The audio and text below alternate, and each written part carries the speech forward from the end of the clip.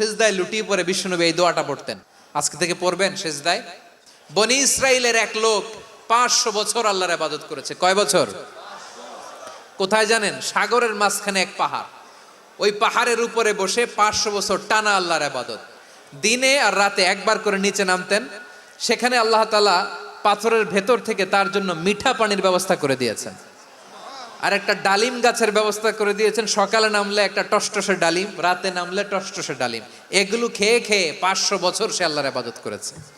আর সে আল্লাহর কাছে বলেছে, আল্লাহ আমি যখন মারা যাব সেজদারত অবস্থায় যেন মারা যাই।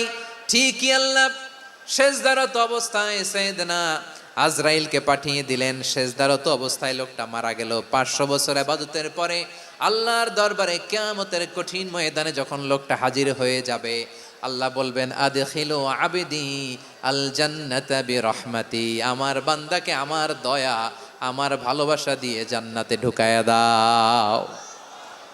500 বছর ইবাদত করছে তো আমার দয়ায় আমার বান্দারে জান্নাত দাও। এই বান্দা বলে বালবি আমালি, আল্লাহ তোমার দয়া লাগবে কেন? আমি আমার আমল দিয়ে জান্নাতে যেতে চাই। কি দিয়ে? কথা বুঝে নাই বোধহয়। আল্লাহর এই বান্দা কি দিয়ে জান্নাতে ঢুকতে চায়? আমল দিয়ে। আল্লাহ বলছে আমার দয়ায় আমার বান্দারা জান্নাতে নিয়ে যাও ফেরেশতারা। এ বলে আল্লাহ তোমার দয়া লাগবে কেন? সেজদা তো কম দেই নাই, জিকির করতে করতে 500 বছর শেষ করে দিলাম, আবার তোমার দয়া লাগবে?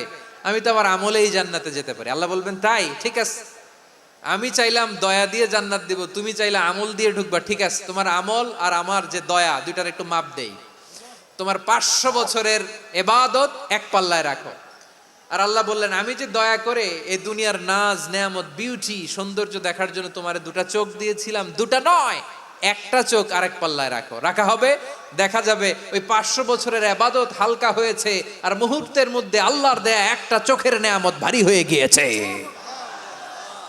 আল্লাহ বলবেন তোমার কথা মতো মাপ দেয়া হলো, এবার ফলাফল দেখো। হিসাব বলে তুমি এখন জাহান্নামে যাবা, go to the hell fire, যাও এবার জাহান্নামে যাও।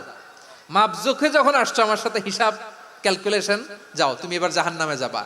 এবার লোকটা কাচুমাচু করে বলে আল্লাহ আমি বুঝি নাই, আল্লাহ আমি বুঝতে পারি নাই, খেয়াল করি নাই, তুমি আমারে ক্ষমা করো, তুমি আমারে মাফ করো। ও আল্লাহ এবার আমি টের পেয়েছি, এবার আমি বুঝতে পেরেছি তোমার দয়া ছাড়া দুনিয়ায় কেউ জান্নাতে যেতে পারবে না।